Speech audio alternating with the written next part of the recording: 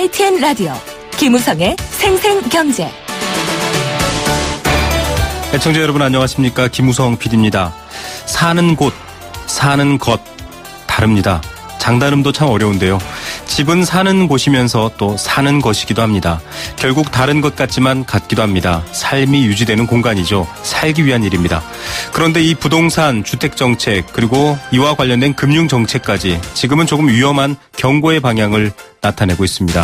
전세 시장이 위태한데요. 단지 전세만의 문제일까요? 오늘 전문가와 함께 이 문제 짚어보겠습니다. 목요일은 똑똑한 경제생활 손정환 회계사와 함께합니다. 세금과 사업 그리고 회계 이야기까지 잠시 후 만나겠습니다. 사는 것이면서 또 사는 곳인 집의 어원이 지푸라기의 집에서 나왔다 이런 설도 있습니다. 초가집 떠올리시면 될 텐데요. 출렁이는 부동산 시장을 바라보는 국민들 지푸라기라도 잡고 싶은 심정 아닐까요? 2016년 8월 25일 목요일 김우성의 생생경제입니다.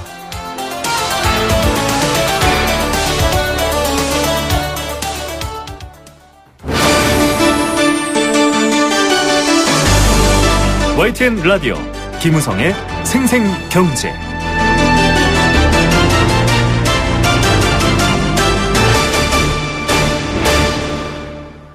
네, 첫 번째 생생 인터뷰입니다. 전세금 정말 잡을 수 없을 만큼 뛰어오르는가 하면 일부 지역에서는 전세 입주자를 구하지 못하는 역전세난도 일어나고 있고요.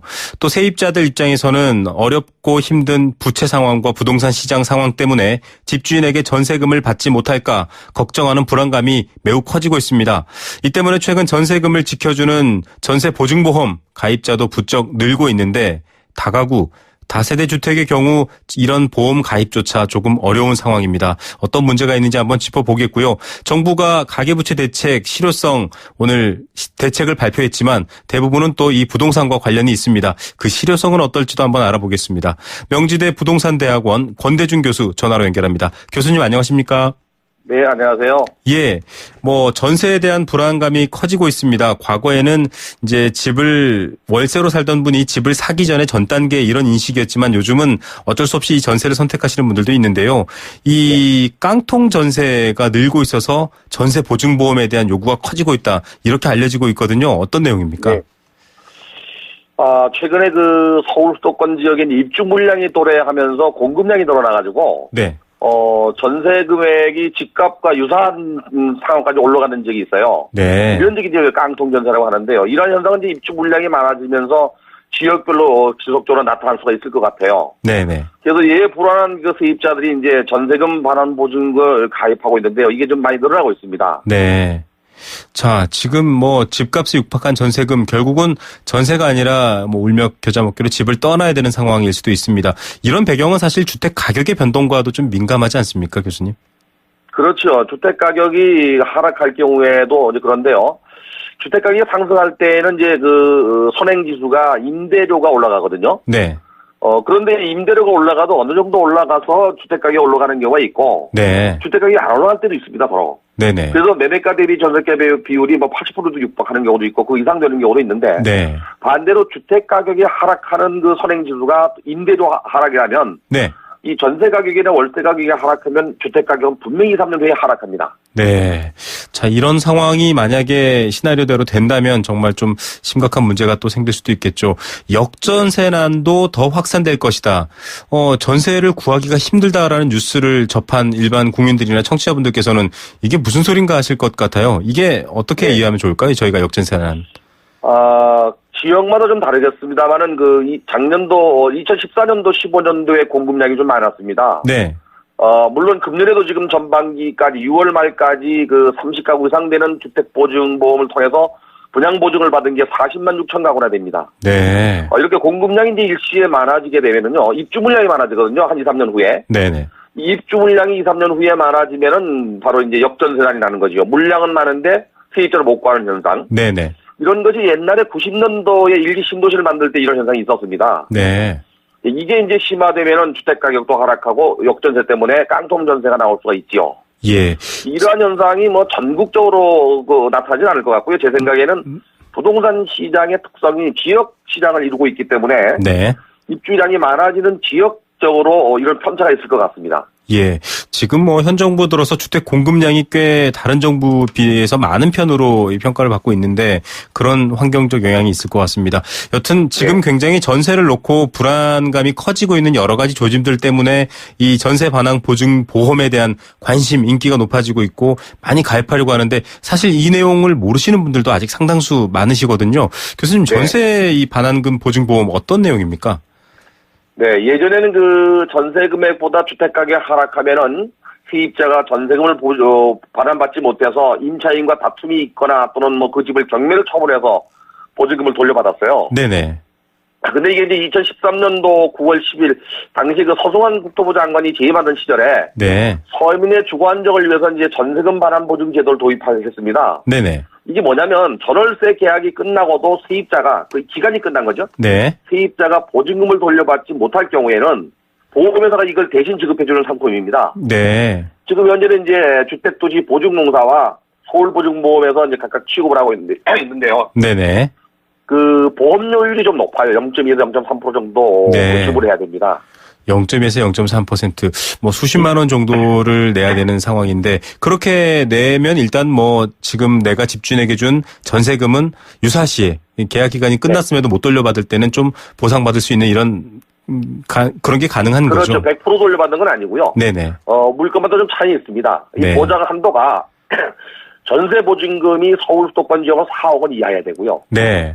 그 외 지역은 3억 원 이하만 해당됩니다. 네, 보증금의 그리고 이제 아파트 같은 경우는 감정 금액의 그 한도를 90%로 보고, 네. 주거용 오피스텔이나 연립 다세대 같은 건 80%, 네. 또 단독주택이나 다가구 주택은 75% 이렇게 차등 적용하고 있습니다. 예. 자, 그런 문제 때문일까요? 지금 뭐 교수님께서 말씀해 주셨지만 여러 가지 보장 한도라든지 조건 또 이 공시지가 대비 가격이 다르게 책정되어 있기 때문인데 다세대 다가구 같은 경우에는 가입 자체가 안 되는 경우가 지금 뉴스가 되고 있거든요. 이런 경우는 어떻게 저희가 이해하면 될까요? 우선은 그 주택 가격 대비 그 선순위 채권이 얼마나 있는가에 따라 달라집니다. 네. 만약에 주택 가격이 1억인데 뭐 6년 5천만 원 받았다면 여력이 이제 5천만 원밖에 안 남지요. 네. 이런 경우에 이제 전세가 많거나 또는 돌려받을 게 어려울 경우에는 이제 보증이 안 되고. 네네. 문제는 임차인이 보증에 가입했을 때 집주인이 동의를 하지 않아서 또 못하는 경우도 있어요. 아, 집주인이 동의를 해야 되는군요. 네, 집주인이 동의를 해야 됩니다. 무슨 동의냐면은 만약에 내가 임대차 계약을 하고 난 다음에 전세 보증금을 돌려주지 못하면 네. 이 집을 경매로 처분해서 돌려주라는 동의서거든요. 그게 사실. 네. 그러면 임대인은 기분이 나쁠 수 있지요. 네네. 이런 경우에 동의를 해주지 않아서 가입을 못하는 경우가 많고. 네네. 특히 이제 다세대나 다가구 같은 경우는 이제 그 집주인이 돈을 돌려주지 못하면 결국에 이제 법원의 경매를 통해서 자금을 돌려줘야 되거든요. 네네. 근데 일반적인 아파트나 또는 뭐 이런 것보다 낙찰률이 떨어집니다. 이 다세대 다가구가. 네, 시가도 조금 낮게 잡히는 경우가 많고. 네네. 네. 그래서 보증 가입을 꺼리거나 가입이 안 되는 경우가 있거나 또는 뭐 적게 보험 가입한 상태에서도 적게 보장하는 경우가 있습니다. 예. 오늘 이 관련된 기사에 지금 뭐 여러분들이 굉장히 많은 분들이 댓글을 달고 계신데 봤더니 아파트만 집이냐 주택은 집이 아니냐 이런 좀 뭐 나름 아파트와 주택 간의 어떤 차별에 대한 성토들도 나오고 있거든요. 자, 이런 부분들도 보완해야 될 텐데 일단 내년 말부터 미분양이 또 쏟아진다 이런 얘기도 있고요. 지금 이 분양에 대한 입주 시기 2018년 정도가 되면 공급 과잉에 대한 이제 말 그대로 현상이 어떻게 드러날 것인가가 나타나게 되는데 깡통 전세뿐만 아니라 뭐 하우스푸어까지 또 대출까지도 여러 가지 영향을 줄 수 있다 이렇게 보고 있습니다. 이 2018년도 어려움 사실 교수님께서 한번 저희 프로그램에서 지적해 주신 이후에 또 계속 지금 뉴스가 나오고 있거든요. 어떻게 보십니까? 제가 작년 가을에 모 방송에 나가서 제가 이제 깡통 전세가 나타날 수 있다고 제가 말씀드린 이유 중에 하나가 네네. 통상 역대 정부가 50만 가구 이상의 공급 물량의 입주 물량을 만든 경우가 드물어요. 네. 일기 신도시가 있었던 1989년도, 90년도에는 넘었고요. 네. 그 뒤로는 거의 없었는데 2014년도, 15년도 공급 물량이 너무 많아요. 특히 네. 작년도에 30가구 이상 되는 주택만 보증한 주택도시 보증공사의 물량이 40만 가구고요. 네네. 인허가 물량이 작년에 76만 5천 가구나 됐습니다. 76만 가구가 넘었군요. 네. 네네. 또 더군다나 올해 전반기에도 이미 20만 6천 가구가 넘었거든요. 네. 이렇게 일시에 주택 공급이 늘어난 입주 시점에 문제가 되는 거죠. 네네. 그래서 2017년도 말이나 2018년도에 지금 분양한 물량들이 입주한다면 네. 지역별로 깡통 전세나 깡통 아파트가 나타날 수 있다라고 이제 제가 지적을 했었는데 네. 이게 주택시장 전반적으로 걸쳐서 나타나지는 않을 것 같고요. 네네. 지역별로 지역 시장마다 이런 현상이 나타날 것 같아요. 예. 그래서 아마 어쩌면 그것 때문에 이제 선제적으로 오늘 그 정부가 부동산 대책을 내놨거든요. 예. 근데 그게 이제 얼마나 효과가 있을지는 몰라도 어쨌든 공급량이 많은 건 분명한 사실입니다. 예, 저희가 사실 이후에 지금 여쭤보려고 하는 질문 중에 하나입니다.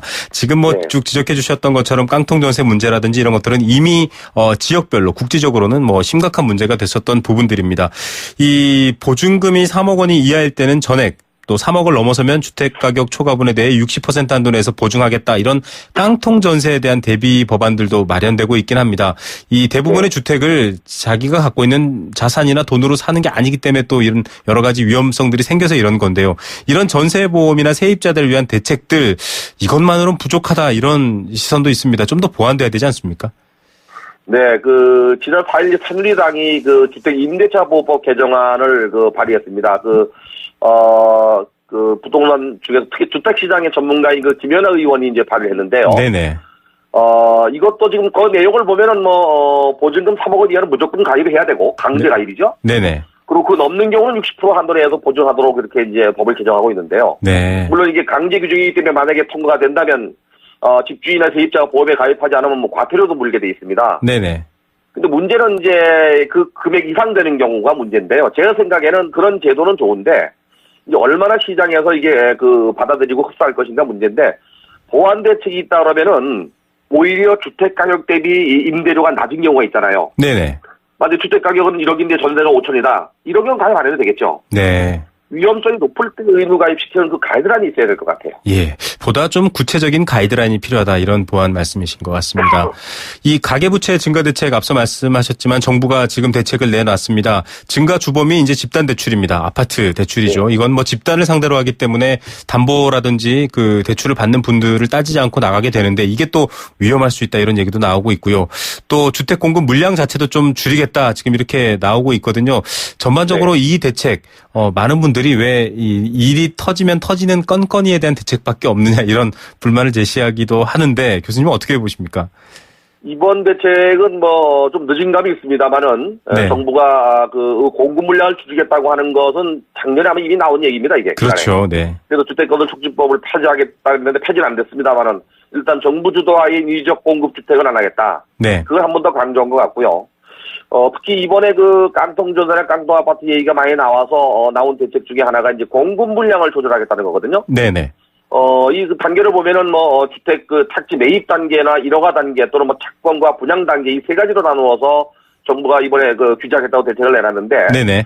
그 중에서 눈에 보이게 눈에 들어오는 것이 바로 이제 PF 대출 보증이나 네. 대출 심사를 강화하겠다는 건데 이건 이제 수분양자나 개인이 아니고 건설사를 상대로 하는 겁니다, 이게. 아, 네네. 건설사의 물량을 줄이겠다 이거죠. 예. 어떤 얄짤 이게 우리나라 같은 경우는 이제 선분양 제도가 시행되기 때문에 그렇죠. 이걸 먼저 규제하면 공급량이 줄어듭니다. 예, 사실 선분양 제도는 뭐 소비자보다는 건설사에 조금 유리했다 이런 평가가 있었는데. 공급자 입장입니다. 예. 예. 자, 네. 그런데 이제 전체적으로 이 공급량에 대한 조절뿐만 아니라 어떤 주택 가격, 주택 시장에서의 어떤 가격에 대한 정책들 이런 부분들에 대한 안정화. 사실은 그 전에는 계속 좀 투기라던가 어떤 일방적인 가격 경쟁에 있어서는 좀 정책적 효과가 미비했다 이런 얘기도 있거든요. 이런 부분은 네. 교수님 좀 어떻게 정책적 노력이 필요할까요? 어떻게 보십니까? 가계부채 문제가 계속 화두로 떠오르는데 네네. 실질적으로 이제 주택담보대출 비율은 지난 6월 말 기준으로 가계부채가 한 1220조가 넘었는데요. 네네. 그 중에 한 반은 주택담보대출이고요. 반은 상계형 대출이나 이 PF 대출입니다. 네. 근데 이제 우리나라 같은 경우는 주택담보대출이 DTI-LTV를 적용하기 때문에 네. 실제 시장 가격에 비해서는 낮은 편입니다. 위험성이. 네. 단지 위험성이 있다고 하는 것은 이제 PF 대출 보증이나 가계대출인데요. 일반 상계형 가계대출. 네네. 그쪽 부분에 대한 대책이 좀 나와야 됩니다. 네. 이번에 오히려. 나온 내용도 보면은 이제 주택담보대출 규제로 나왔거든요. 네네. 주택담보대출 규제는 그런 대로 그래도 뭐 견딜만 합니다, 이거는. 네. 자, 지금 뭐 신혼부부가 평균 한 4,200만 원 정도, 4,300만 원 정도의 이 주택담보대출 부채를 지고 있다. 수입은 한 5천만 원 정도 되고요. 이런 문제에 대해서 좀 말씀드린 부분인데요. 이 분양권 전매 제한은 빠졌더라고요. 사실 이게 좀 네. 쓸데없이 값을 올린다, 집값을 올리는 악영향을 준다 이런 얘기가 있었거든요. 이건 왜 이렇게 분양권 전매 제한을 뺐나 이런 의구심도 드는데 어떻게 보십니까? 국토부가 아마 반대를 한 걸로 알고 있는데요. 네네. 분양권 전매 제한을 더 강화해버리면 주택 시장이 위축될 거라고 본 것 같습니다. 시장 위축이 우려된다. 현재 공공택지 같은 경우는 이제 1년이고 민간택지는 서울 수도권만 지금 6개월 제한했고요. 네네. 지방은 그게 없습니다. 네. 근데 이미 지방 대구를 비롯한 울산 같은 지역은 이미 전세 가격이나 매매 가격이 하락하고 있습니다. 네네. 서울도 일부 지역인 송파나 또는 뭐 수도권의 미사지구 같은 경우도 주택 가격도 하락하지만 전세 가격이 많이 하락했거든요. 네, 1억 가까이 떨어지고 있습니다. 이 시점에 분양권 전매를 강화시키면 시장이 냉각될 거라고 보고 네. 아마 이 조사만 더 열심히 해서 규제한다는 쪽으로 굳힌 것 같아요. 예. 그래서 리스크 관리 차원에서는 집단 대출의 출발점이 이 주택 보증 심사기 때문에 거기를 규제하고 네. 분양 시장에는 좀 규제를 안 하는 쪽으로 간 것 같습니다. 예. 전체적으로 위기가 예측되는 부분이 많지만 또 제한적이나마 그런 대책들이 좀 실효성을 발휘했으면 좋겠고요. 또 교수님 말씀해 주신 것처럼 구체적이고 또 명확한 가이드라인이나 방법들을 찾아내는 게 중요할 것 같습니다. 오늘 말씀 네. 감사드립니다. 네, 감사합니다. 네, 명지대 부동산대학원 권대중 교수였습니다.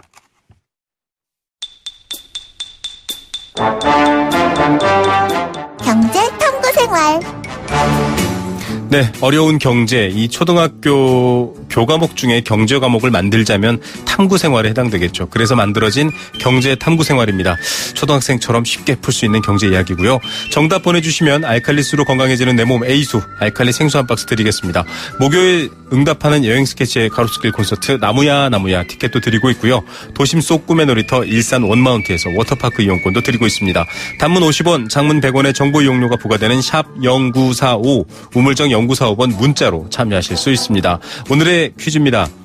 정부가 가계대출 급증을 막기 위한 추가 대책을 내놨습니다. 그동안 시장 안정이냐 혹은 가계부채 관리냐를 놓고 정부 부처 사이에도 의견이 달랐습니다. 이것이 빠져 실효성 있는 대책이 아니지 않느냐, 역부족이지 않느냐 이런 평가가 지금 나오고 있는데 앞서 인터뷰에서는 또 급냉하는 건 좀 막아야 되지 않느냐 이런 입장도 있다고 소개해드렸습니다. 주택건설 사업 승인을 받아 분양하는 주택을 분양받은 후에 일정 기간 다른 사람에게 이 분양할 수 있는 권리를 팔지 못하게 제한하는 것. 이것을 7글자로 설명하는 말입니다.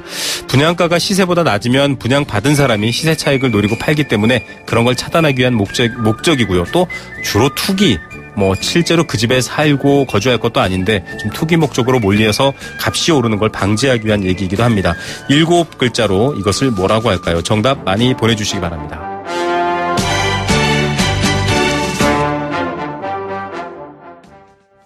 생생경제 일부 포스코와 함께했습니다. 캠페인 들으시고요. 경제 톱뉴스로 돌아오겠습니다. YTN 라디오 캠페인. 물 없는 한라산, 물 없는 제주 바다를 상상할 수 있나요?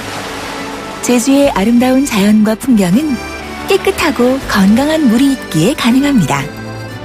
제주를 아름답게 만들어주는 건강한 물은 우리의 몸과 마음도 아름답게 만들어줍니다. 건강한 몸과 마음을 지키는 일. 아름다운 물을 사랑하고 지키는 일에서부터 시작됩니다. YTN 라디오 아름다운 물 캠페인은 광동제약과 제주특별자치도 개발공사와 함께합니다.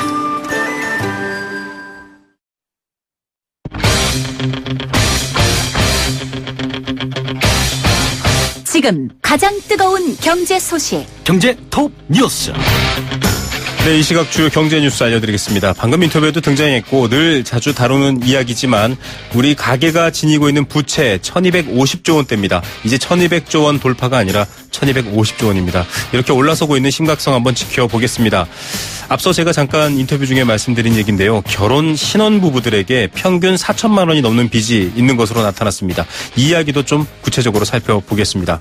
보험사의 개인연금 보험에 가입한 국민이 900만 명을 넘어섰습니다. 그만큼 노후 준비는 탄탄한 걸까요? 오늘 뉴스 알아보겠습니다. 경제 톱 뉴스 비즈니스워치 김춘동 기자입니다. 안녕하십니까? 네, 안녕하세요. 네. 뭐 가계부채 1200조 원 시대 이런 뉴스가 나온 지 불과 얼마 전인데 벌써 1250조 원이네요. 네, 그 가계부채 증가세가 좀 다시 가팔라지고 있는 모습인데요. 그 한국은행에 따르면 올해 2분기 말 현재 가계부채가 1257조 3천억 원을 기록해서 석 달 만에 33조 6천억 원이나 늘었습니다. 네. 이 분기 기준으로 따지면 지난해 4분기 38조 2천억 원에 이어서 역대 두 번째로 많은 규모고요. 지난 1년간 늘어난 가계부채 규모를 보니까 125조 7천억 원에 달해서 역대 최대 기록을 갈아치웠습니다. 이 주택담보대출을 비롯한 이 가계대출이 증가세를 주도를 했는데 뭐 집단대출이 매월 고정적으로 좀 늘고 있고요. 또 그러는 데다가 이제 주택거래까지 늘면서 주택담보대출 수요가 많이 늘고 있는 것으로 좀 보입니다. 예, 대출 이 부채에 대한 대책 중에 집단대출이 빠져 있었기 때문에 그런데 이번에 또 포함이 되고 바뀌었죠. 이렇게 비은행 가계대출이 급증하면서 또 풍선 효과 계속 걱정하고 경제학자들은 이 부분을 제일 우려하시더라고요. 네, 이 금융권로 좀 살펴보면 예금은행의 가계대출이 1분기 말보다 17조 4천억 원 늘었고요. 이 농협을 비롯해서 상호금융, 신협, 저축은행 같은 이 비은행 예금 지급기관의 가계대출도 10조 4천억 원이나 늘면서 그 가계대출 분기 기준으로 좀 최대 기록을 좀 기록을 했습니다. 이 정부가 올해 초에 은행권 이 주택담보대출 심사를 강화하는 등의 규제에 나서면서 은행 외에 이 금융회사에서 돈을 빌린 경우가 그만큼 늘어난 것으로 좀 풀이가 되고 있는데 한 곳을 누르면 다른 한 곳이 튀어나오는 풍선처럼 은행 대출을 좀 규제를 하니까 이 금융권으로 좀 수요가 몰리고 있는 겁니다. 예, 빚을 왜 내야 되는지에 대한 내용을 알아야 될 텐데요. 이 풍선 속에 어떤 공기가 들어있는지도 모르고 한쪽을 누르니 한쪽이 튀어나옵니다. 앞서도 인터뷰에 얘기했었는데 신혼부부들의 평균 빚이 한 4천만 원 정도 이렇게 알려졌더라고요. 네, 그 통계청 자료인데요. 2014년 기준으로 1에서 5년차 신혼부부 5만 쌍의 이 평균 부채를 좀 조사를 했더니 4,273만 원으로 집계가 됐습니다. 이 같은 시기에 신혼부부의 평균 소득이 5,123만 원 정도라고 하니까 이 소득 대비 부채 비중이 무려 83%에 달했습니다. 네. 특히 대출이 있는 경우에는 신혼부부의 경우에는 평균 부채가 6,745만 원에 달했고요. 이 신혼부부의 부채가 뭐 이렇게 늘어난 이유를 보니까 아무래도 이 집을 마련하면서 이 주택담보대출을 좀 많이 받았기 때문으로 좀 풀이가 되고 있습니다. 예, 결국 집 때문이군요. 남편과 아내를 좀 나눠서 구분해 보면 좀 더 차이가 있을 것 같은데요. 네, 그 남편의 좀 자금 부담이 좀 더 큰 것으로 조사가 됐는데요. 이 평균 부채를 보니까 남편의 경우에는 결혼 전에 1,929만 원에서 결혼 후에는 2,602만 원으로 35%가 늘었고요. 반면 아내는 결혼 후 부채가 26% 정도 늘었습니다. 결혼할 때 뭐 남편이 주택 마련 등에 더 많은 돈을 쓰기 때문인 것으로 좀 보이고요. 이 소득 면에서는 결혼 후에 남편의 소득은 7.7%가 늘어난 반면에 아내의 소득은 오히려 8.1%가 줄었는데 결혼과 함께 직장을 그만두는 이 여성의 이 경력 단절 현상 때문인 것으로 좀 풀이가 되고 있습니다. 예, 온 나라가 빚 때문에 고민한다 이런 느낌이 들 정도입니다. 자, 정부가 가계부채 추가 대책 내놨습니다. 어떤 내용입니까? 네, 오늘 오전에 발표를 했는데 내용을 간단히 소개해드리면 이번 대책은 좀 아파트 공급 물량 조절에 초점을 맞췄습니다. 이 공공택지 공급을 줄이고 또 신규 사업 인허가도 좀 깐깐하게 하는 방식인데요. 네네. 이 아파트 공급을 줄여서 주택담보대출 증가세에 제동을 걸겠다는 겁니다. 또 이 아파트 중도금 대출 보증의 경우에는 지금은 개인당 이용 건수가 최대 4회인데요. 이걸 이제 2회로 제한을 했습니다. 그러면 아무래도 실수요가 아니고 투기를 목적으로 한 분양은 좀 어려워지게 되고요. 네. 집단대출 보증률도 보증기간 100% 보증해서 90% 부분 보증을 축소를 해서 은행이 조금 더 신경을 쓰도록 했습니다. 네. 참 이만큼 좀 완화가 됐으면 좋겠습니다. 보험사에 개인연금보험에 가입하는 국민이 900만 명을 넘어섰다.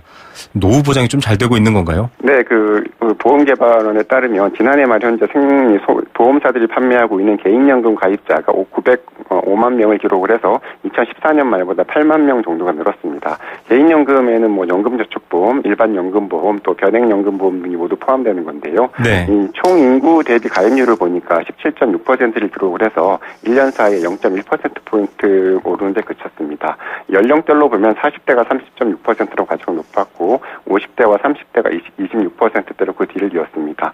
60대와 70대 이상은 가입률이 각각 13.6% 또 2.6%에 그쳤습니다. 예, 미래에 대한 불안 때문일 텐데 그러면 다른 나라에 비해서는 여전히 개인연금 준비 부족한 건가요? 어떻습니까? 네, 좀 부족한 걸로 나타나고 있는데요. 개인연금은 국민연금, 퇴직연금 등과 함께 이 노후 준비를 위한 3층 보장제도로 꼽히고 있는데, 그런데 우리나라의 개인연금 활용도는 여전히 높지는 않습니다. 우리나라의 경우 이 국내 총생산 대비 사적연금 자산의 비중이 7.3% 정도에 불과한데요. OECD 평균이 37.2%라고 하니까 턱없이 낮은 수준입니다. 그만큼 이 노후 준비가 좀 부족하다는 건데, 우리나라의 노인 빈곤율이 10.6%를 기록을 하면서 OECD 국가 중에서 가장 높은 이유도 뭐 이 때문으로 좀 볼 수가 있습니다. 네. 자, 올해 이제 추석 곧 다가올 예정인데 차례상에 대한 예상 비용 나왔죠? 네, 그 한국농수산식품유통공사가 전국 17개 지역에 전통시장 16곳 또 대형 유통업체 25개소를 대상으로 올해 이제 추석 차례상 차림 비용을 조사를 했는데요. 이 전통시장에서 장을 보면 22만 3천 원, 또 대형 유통업체는 31만 6천 원이 드는 것으로 조사가 됐습니다. 작년 추석과 비교하면 전통시장은 7.2%, 대형 유통업체는 8.8% 정도 늘어난 거라고 합니다. 예, 그래도 전통시장이 좀 싸네요. 네. 품목별로는 어떻습니까? 그 쇠고기 값은 좀 올랐다고 하는데 뭐 한우 사육수가 줄고 도축 물량도 줄어서 그렇다고 하고요. 또 최근 폭염 때문에 출하량이 좀 일시적으로 줄면서 배추와 시금치 같은 이 채소류 가격도 지난해보다 올랐다고 합니다. 제수용 밤과 배 등의 일부 과일 가격도 작년보다 올랐고, 다만 사과는 전통시장 가격은 좀 하락을 했고 대형 업체에서는 올랐다고 합니다. 그 반면에 조기 가격은 하락을 했고요. 쌀과 두부, 계란 같은 품목도 이 공급량이 전반적으로 늘면서 작년보다 좀 저렴하게 살 수 있는 것으로 나타났습니다. 예, 어렵지만 좀 한가위 이 추석 때만큼은 좀 식구들끼리 웃을 수 있는 이 물가 정책이었으면 좋겠다라는 생각 듭니다. 오늘 톱뉴스 어떤 것 고르시겠습니까? 가계부채 기사를 꼽고 싶은데요. 말씀하신 대로 좀 온 나라가 지금 이 빚 때문에 빚더미 앉아있는 모양새인데 네. 정부는 계속 좀 괜찮다고 말을 하고 있는데 뭐 가계가 빚더미에 짓눌린 상태에서는 소비 회복도 이 경제 활성화도 좀 기대하기 어렵다는 점에서 좀 더 확실한 좀 종합 처방이 필요하지 않나 이런 생각을 좀 해봤습니다. 예, 빚의 이 대출, 부채의 정체를 좀 이 정부 당국자들이 더 잘 아셨으면 좋겠다라는 생각도 듭니다. 오늘 인터뷰, 오늘 기사 감사드립니다. 네, 감사합니다. 네, 비즈니스워치 김춘동 기자였습니다.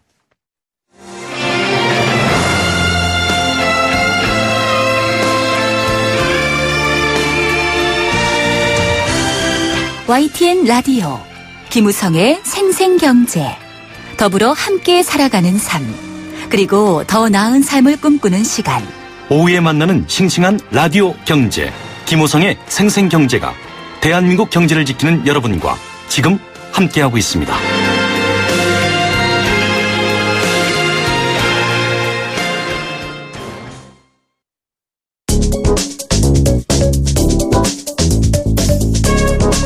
알면 도움되는 세무회계 이야기 똑똑한 경제생활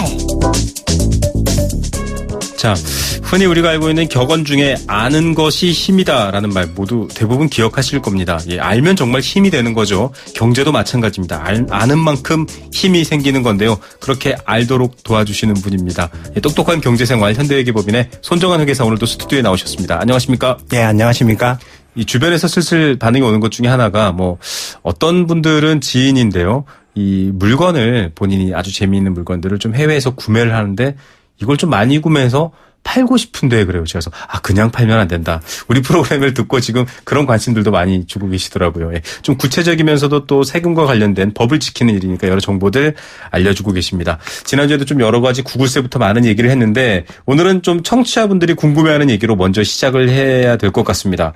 요즘 뭐 전세 앞서도 저희가 인터뷰했는데 계속 문제가 많이 생기고 있습니다. 역전세난부터 시작해서 깡통전세 걱정 많은데 이 전세가 올라서 아파트 한 채를 매입하려고 하는데 이분은 그럴 경우에 세무조사가 나올 수 있다고 합니다. 어떻게 된 거죠? 라고 묻습니다. 그래서 아니 전세값 올라서 아파트 그냥 사려고 하는데 웬 세무조사? 이렇게 궁금해하시는 분들도 있을 것 같거든요. 이게 어떤 내용입니까?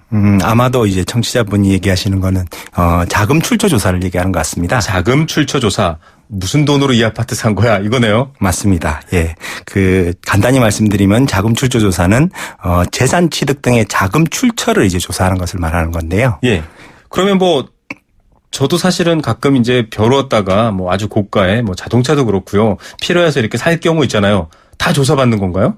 그건 아닙니다. 네. 예, 그건 아니고, 재산이 늘거나 이제 부채가 감소하는 등 재산 변동이 있는데, 이 재산 변동 내역을 보니까 혼자 힘으로 이 자금을 조달했다고 보기에는 힘들 때, 네. 아니면은 신용카드 사용 내역이 있는데 소득에 비해서 너무 지나치게 많은 신용카드 사용 내역이 있을 때 이제 조사가 나오게 됩니다.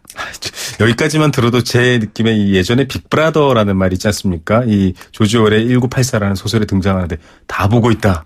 무엇을 하든지 읽었을 때 쪽을 보고 있다. 이런 느낌이 들 정도인데 그냥 하는 건 아닐 테고 뭔가 고려사항이 있겠죠. 예, 맞습니다. 예. 가장 먼저 이제 큰 재산 변동이 있었을 때, 가장 첫째로 보는 건 이제 직업하고 나이를 먼저 고려합니다. 직업과 나이, 네. 예. 그리고 이제 일반적인 나이대나 직업에 비해서 재산 증가가 가하다고 하면은 이제 그때부터 이제 세무서에서 소득세 납부 실적이라든지 아니면 재산 상태 등으로 봐서 스스로의 힘으로 재산을 취득하거나 아니면 부채 상환이 가능한지 여부를 먼저 사전에 조사를 하게 됩니다. 네, 그 사람의 직업이나 나이 등을 일반적으로 보고 이 재산이 논리적으로 설명이 되는지 이런 것들을 따지는데 이 좀 번외의 이야기인데요. 저희 오늘 준비와 옛날에 보면 뭐 주식 부자 순위를 하는데 뭐 4살짜리가 올라가 있고 네. 이런 경우는 당연히 조사 대상이겠죠. 예. 맞습니다. 예. 예. 자, 소득세 납부 실적, 재산 상태 이런 것을 알아봤는데 자력으로 자금 조달될 상황이 아니다. 이렇게 세무당국이 판단했습니다. 그러면 어떻게 됩니까? 그러면 이제 세무서에서 직접 납세자한테 네. 자금의 출처를 제시하도록 합니다. 예. 이때 이제 자금 출처를 제시하지 못하면은 이를 증여받은 것으로 봐서 증여세를 부과받을 수 있습니다. 아, 자, 이 돈 어떻게 된 겁니까? 라고 했을 때 내가 이 돈은 이렇게 해서 내가 이렇게 생긴 겁니다. 라고 말을 못하게 될 경우에는 이거 누군가한테 받은 돈이니 세금을 내시오. 이렇게 되는 건데 그러면 세무서에서 자금 출처로 인정하는 것들도 있지 않겠습니까? 어떤 것들이죠? 예, 이제 자금 출처 조사가 시작되면 먼저 이제 재산 취득 자금 출처 해명 안내문 말이 좀 긴데요. 예. 예, 이런 해명 안내문이 세무서에서 발송되는데요. 이때 금융 자료 등 이제 증빙을 최대한 제출하셔야 됩니다. 예. 즉 이제 해명 안내문이 온 것은 현재 국세청 소득 변동 상태로 자력으로 재산 취득이 일단 불가능하다고 판단되는 분들에게만 나오기 때문에 네. 최대한 자료를 제출해야 됩니다. 그냥 구두로 이 돈 제가 한 푼 한 푼 아껴 모았습니다. 이렇게는 안 되고 구체적 자료들이 좀 있어야 되는군요. 예, 그것도 꼭 반드시 서류상으로 제출하셔야 됩니다. 네. 예. 자, 이 뭐 호락호락하지 않습니다. 우리의 세무당국. 자, 만약 내가 소득은 없는데 다른 사람한테 돈을 빌린 거거든요. 이렇게 말하면 어떻게 되죠? 그것도 이제 케이스가 두 개로 나뉠 수 있는데요. 네. 자금을 개인 간의 금전 거래를 통해서 조달한 경우에 이제 뭐 사적인 차용증이라든지 계약서, 영수증 등만 가지고는 거래 사실을 인정하지 않습니다. 네. 그러니까 예금 통장 사본이라든지 무통장 입금증 등 이제 금융거래 자료를 준비하는 해서 제출하시는 게 좋습니다. 네. 이거 제가 그냥 빌렸어요라고. 사실 그러면 뭐 부유한 가족이나 또는 부모 자식 간에도 이런 일이 벌어질 수 있기 때문에 세무당국은 엄격하게 이 거래 증빙 내역을 요구하는군요. 자, 다른 사람한테 돈을 빌렸다. 뭐 이를테면은 뭐 정말로 그냥 뭐 직장인이나 아는 분한테 좀 빌렸다. 근데 이렇게 얘기하면은 문제가 없나요? 이렇게 빌리는 걸 증여로도 볼 수 있나 이런 생각도 들기도 하고요.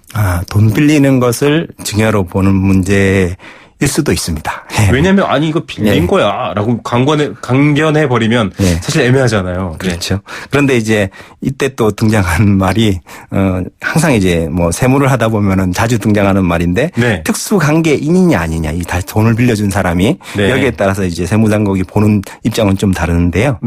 예를 들어서 특수관계인이면 이런 계약서가 있다 하더라도 대여가 아닌 증여로 볼 수도 있습니다. 그런데 이제 특수관계인이 아니고 그다음에 대여 계약서가 있다 그러면은 증여로 보지 않고요.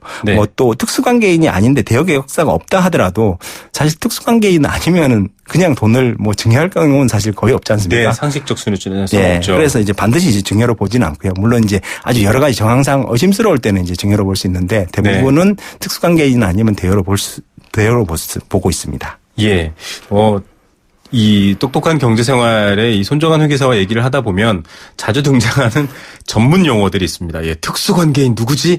내가 아는 특수부대 친구인가라고 생각하실 수도 있는데 가족도 특수관계인이죠. 당연히 금전적 거래를 정기적으로 주고받아야 되는 독특한 관계도 일종의 특수관계로 볼 수 있습니까? 그러면 그것까지는 보지 않습니다. 주로 이제 가족을 쉽게 떠올려 보시면 될 것 같습니다. 자, 자금 출처 조사가 나왔습니다.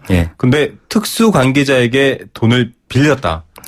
사실은 사촌 형제 정도는 어떨까 싶은 생각도 들고요. 이런 경우에는 어떻습니까? 말씀드린 대로 특수관계인한테 돈을 빌리면은 객관적인 증빙이 있다 그러면은 대여로 볼 수 있는데 그 외의 경우는 이제 증여로 보고요. 그런데 이제 또 한 가지 좀 증여세법에 좀 가혹한 규정이 하나 있는데요.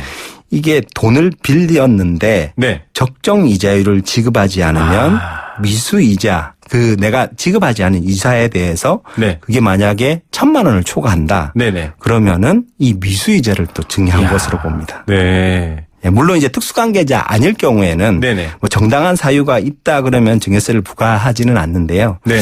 정당한 사유가 조금 뭐랄까 사심 판단의 문제라서 네. 어떤 상황에 대해서 무조건 정당한 사유라고 보기는 좀 힘들 것 같습니다. 네, 이자 돈을 빌려주는 거는 엄연한 거래입니다. 이 금융 거래죠. 돈을 빌려주고 그 돈에 빌려준 가치를 서로 정당히 주고받지 않으면 이자조차도 그러니까 내가 그냥 준 거다 이렇게 생각할 수 있기 때문에 이렇게 얘기한다라고 하는데, 자, 참 이렇게 설명해 주시는 것만 들으면 세상살이가 너무 팍팍합니다.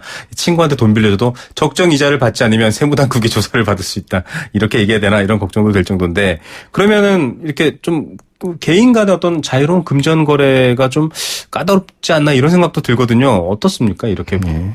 이게 이제 뭐 법이 여러 번 바뀌었었는데요. 네네. 예전에는 이 대여에 대한 증여세는 그 특수 관계인 간의 거래에 대해서만 네. 그것도 뭐 이자를 9%나 적용해 가지고 아유. 예, 증여한 것으로 봤는데 네네. 그 뒤로 이제 몇 차례 법이 바뀌어서 현재는 그 적정 이자율을 이제 4.6%로 보고 있습니다. 네. 예. 문제는 이제 특수 관계인 여부와 관계없이 무이자나 저리로 대여하면 대여금 4.6% 이자하고 네. 내가 실제로 받았던 이자 그 차액이 만약 1,000만 원이 넘는 경우에는 1,000만 원 미만일 때는 괜찮고요. 1,000만 원 넘을 경우에는 증여한 것으로 봅니다. 네. 물론 이제 뭐 앞서 말씀드린 것처럼 특수 관계인 아닌 자 간의 거래인데 거래 간행상 정당한 사유가 없는 경우에만 적용되어 있다라고 이제 규정돼 있긴 한데 네네. 뭐 정당한 사유가 좀 말씀드렸다시피 뭐 여기에 대한 아직 해석 사례도 나온 건 없습니다. 예, 과거에 특수관계인 간의 거래에서 9% 이자. 예. 아버지한테 돈을 빌리려면 이자 9%를 물어야 되는군요. 예. 아니 그게 한 10년 넘으면요 이게 네. 뭐 원금보다 더 커질 수도 있습니다. 아, 그러니까요. 굉장한 요즘 뭐 중금리 이런 거 이용하시는 분들도 이 정도 부담하시기도 하지만 참 예. 자, 그러면 일단은 저희가 어떤 경제 거래가 딱 드러났을 때, 이 돈 거래가 드러났을 때 세무당국이 자금 출처 그리고 자금의 출처의 논리적인 이유를 따진다. 지금 저희가 이런 얘기를 하면서 드리고 있는 말씀인데, 친구 간에도 큰 돈을 오랜 기간 빌리게 되면 굉장히 애매한 상황이 될 수가 있네요. 이자 제대로 주고 받았습니까? 부터 따지기 시작하면 좀 까다로울 수 있습니다. 사업 같은 거 하시는 분들은 사실 이런 경우가 있을 것 같은데, 이자 반드시 주고 받아야 되는 건가요? 아마 제 개인적인 생각으로는요. 네네네. 최초 입법 취지는 이게 어떻게 보면 편법적인 증여, 제3자를 통해서 대여의 형식을 취해서 이렇게 편법적인 증여하는 거를 아마 막기 위해서 최초로 이 법이 만들어진 것 같은데, 네.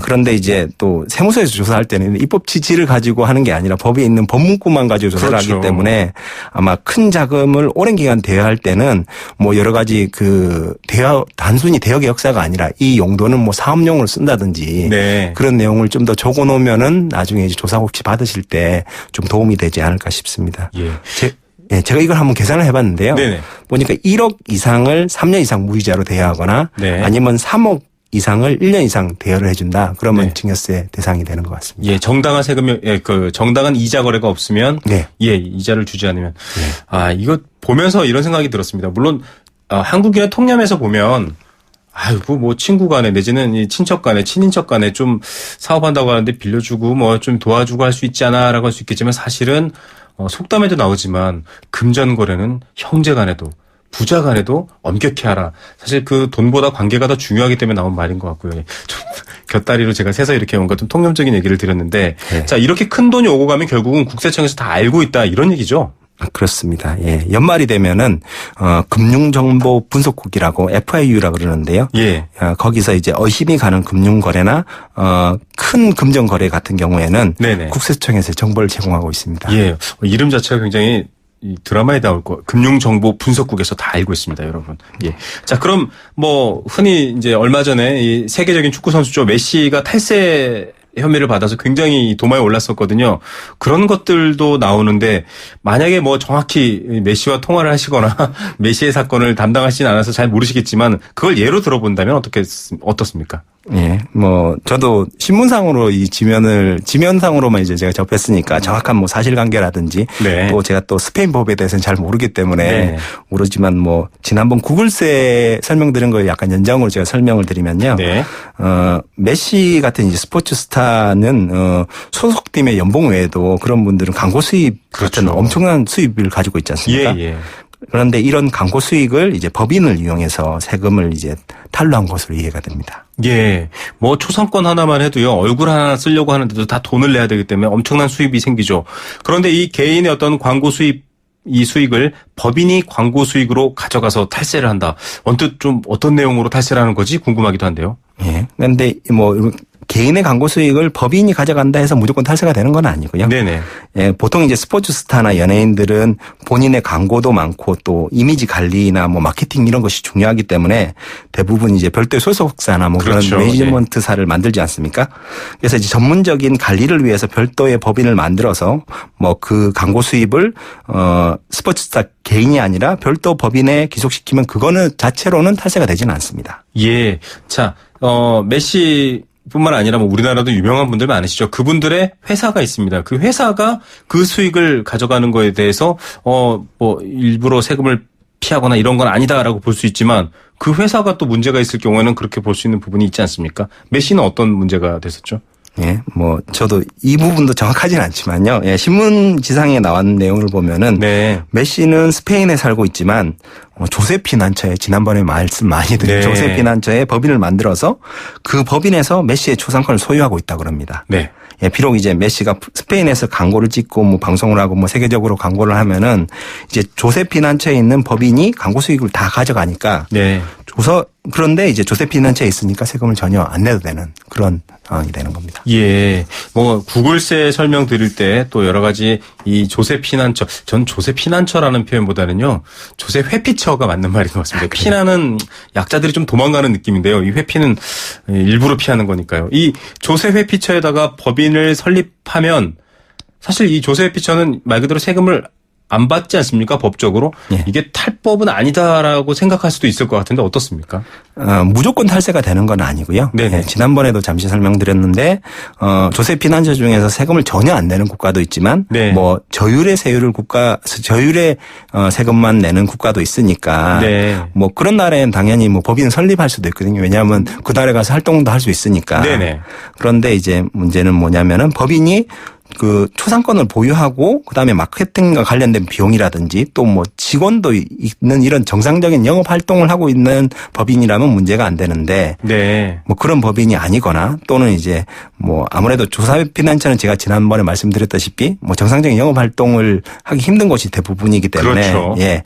그렇기 때문에 만약 그런 상황이면은 아마 검찰에 될 정도의 탈세가 되는데 그런 상황이 아니라 그러면은 고발될 정도의 탈세는 아닌 것 같습니다. 예. 흔히 페이퍼 컴퍼니를 세워서 그 회사의 소속만 특정 국가, 특정 세금을 내지 않는 곳에 두는 문제입니다. 우리나라 같은 경우는 이런 경우에도 좀 추징할 수 있는 그런 수단들이 있다고 하던데요. 네, 맞습니다. 예. 탈세는 아니지만 세금을 추징하는 방법이 있죠. 예, 맞습니다. 예, 예를 들어서 탈세는 아니라 하더라도 세금을 적게 낼 경우에는요. 네네. 그 나라에서 낸 세금이 만약 15% 미만이다. 네. 예, 부담한 세의 15% 미만이면은 그 부분을 세금을 좀 과세하는 그런 부분이 있습니다. 예, 우리나라는 지금 법인 최고세율이 한 22% 정도 되죠. 예, 15% 미만이면 또 차익만큼을 세금으로 내게 하는 그런 경우도 있습니다. 자, 이 얘기 듣다 보면 좀 어려운 얘기 같으면서도 무궁무진하게 재미있는데요. 그래서 그런가요? 오늘은 좀 시간을 넉넉하게 들였는데도 또 금방 다 지나가 버렸습니다. 자, 조세회피처 얘기뿐만 아니라 알면 도움되는 여러 가지 경제 정보들 다음 주 이 시간에도 함께 할 텐데 다음 주는 제가 없습니다. 다른 분과 함께 또 하셔야 될 것 같습니다. 오늘 시간 여기까지 내주셔서 감사드립니다. 네, 감사합니다. 네, 손종환 회계사였습니다. 더 넥스트 스파크 한국자동차산업협회 기준 2016 상반기 경차 판매 1위. 감사의 마음으로 준비한 혜택. 스파크를 구매하는 선착순 5,000분께 100만 원 할인. 지금은 스파크 전성시대. 60개월 할부 이용 조건. 이자율 4.9%. 할부원금 500만 원 이상. 8월 31일까지 홈페이지 참조. Chevrolet, find new roads. 목으로 마셔라. 원샷엔 하이트. 이 여름 넘어가는 맛이 좋다. 목으로 맞춰라. 원샷엔 하이트. 평생 사랑하겠습니까? 시작하는 그 마음 그대로 행복할 수 있도록 시작했던 그 마음 그대로 동탄 이신도시 경산 임당 울산 송정에서 짓습니다. 호반에 변치 않는 첫 마음을 만나세요. 지은이 호반건설. 네, 오늘 이 똑똑한 경제생활 궁금한 문자도 있는데요. 저희가 다음 주에 답해드리도록 하겠습니다. 오늘의 퀴즈 정답은 분양권 전매 제한입니다. 많은 분들이 알고 계시네요. 생수는 7039님께 드리고요. 여행 스케치 공연 티켓은 2952님께 드리겠습니다. 자, 오늘도 열청하시는 분들 또 국민을 대변해달라고 하시는 분들 늘 감사드립니다. 내일 오후 3시 10분에 금요일에 생생경제로 찾아뵙겠습니다. 감사합니다.